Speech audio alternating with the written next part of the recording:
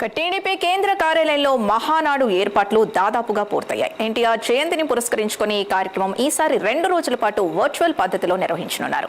పొదుపు చర్యలో భాగంగా వర్చువల్ గా రాష్ట్ర వ్యాప్తంగా 1845 క్లస్టర్లలో స్క్రీన్లను ఏర్పాటు చేస్తున్నారు. టీడీపీ కేంద్ర కార్యాలయంలో 13 అడుగుల ఎత్తు 60 అడుగుల వెడల్పు కలిగిన భారీ స్క్రీన్లో రెండింటిని ఏర్పాటు చేసి స్టేజ్ పైన 20 మంది వక్తలు కూర్చునేలా ఏర్పాట్లు పూర్తయ్యాయి.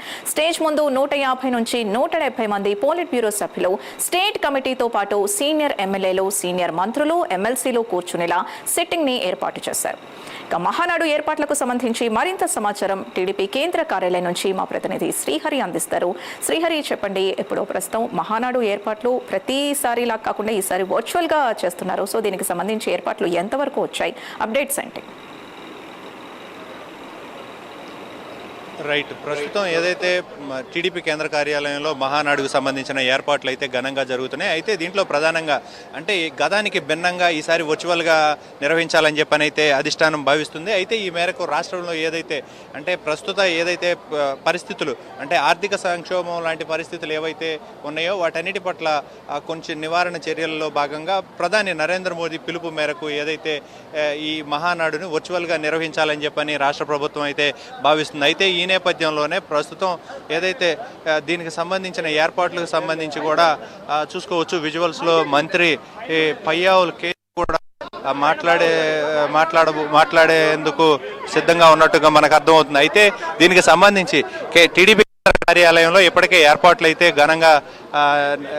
అయితే పూర్తయ్యాయి. అయితే దీనికి సంబంధించిన స్క్రీన్లు కూడా మనం చూడొచ్చు. 2 స్క్రీన్లు, 18 అడుగుల ఎత్తు స్క్రీన్తో పాటు అదేవిధంగా 60 అడుగుల వెడల్పు ప్రత్యేకమైన 2 స్క్రీన్లను కూడా ఏర్పాటు చేసిన పరిస్థితి. అయితే దీంట్లో ప్రధానంగా చూసుకున్నట్లయితే ఆ సిట్టింగ్ ఏదైతే ఉందో సిట్టింగ్ దీంట్లో ప్రధానంగా రాష్ట్ర కమిటీలు ఏవైతే ఉన్నాయో కమిటీలతో పాటు పోలిట్ బ్యూరో సభ్యులు ఎవరైతే ఉన్నారో వీరంతా కూడా కూర్చునేందుకు ఏర్పాటు చేస్తున్న పరిస్థితి అయితే కనబడుతుంది. ప్రస్తుతం మనకు విజువల్స్ లో చూడొచ్చు. మంత్రి పయ్యావుల్ కేశవ్ మాట్లాడుతున్నారు.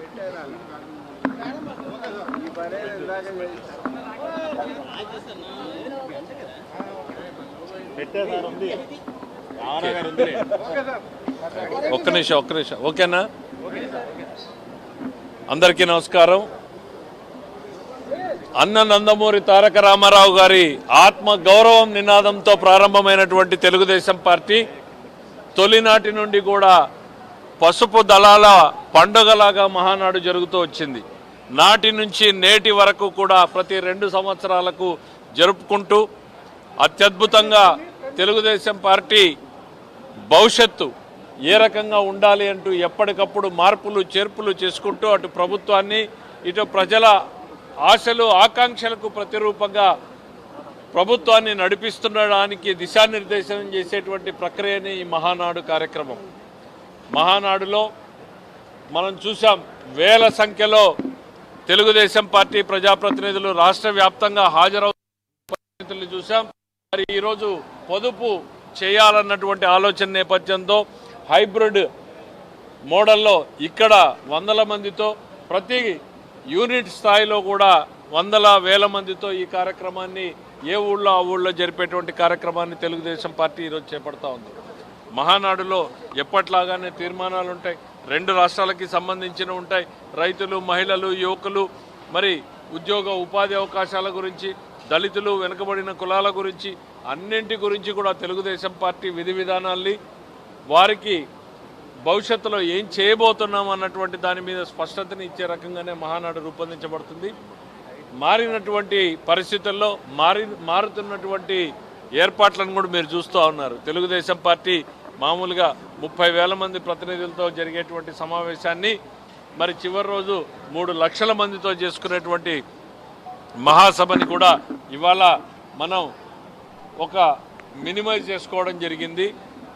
ఈ మార్పుని ప్రతి పల్లెలో కూడా తెలుగుదేశం పార్టీ నాయకులు, కార్యకర్తలు, అభిమానులు చూసుకుని ఈ పండుగలో పాలు పంచుకునే రకంగా రూపొందించడం జరిగింది. లోకేష్ గారు మొట్టమొదటిసారిగా ఆయన న్యూలీ ఎలక్టెడ్ వర్కింగ్ ప్రెసిడెంట్, ఆయన ఇవాళ మొట్టమొదటిసారిలో ఒక నూతన హోదాలో ఆయన కూడా పార్టిసిపేట్ చేస్తూ ఉన్నారు.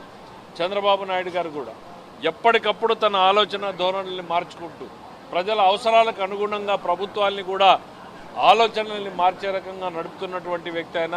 ఆ రోజున ఇన్ఫర్మేషన్ టెక్నాలజీ అన్నాడు, ఈరోజు క్వాంటమ్ వ్యాలీ అంటున్నాడు. ఇప్పుడు జెన్ ఆల్ఫా అవసరాల మేరకు ప్రభుత్వాన్ని ఏ రకంగా మార్పులు చేయాలి, వాళ్ళ ఆశలు ఆకాంక్షలకు అనుగుణంగా ఏ రకమైనటువంటి అవకాశాలు వాళ్ళకు కల్పించేలా ప్రభుత్వంలో మార్పులు చేపట్టాలి అన్న దాని మీద కూడా మహానాడులో చర్చ జరిగే రకంగా మా అధినేత చంద్రబాబు నాయుడు గారు రూపొందించారు. ఇది తెలుగు ప్రజల పండుగగానే మహానాడు ఎప్పటికీ కూడా ఉంటుంది.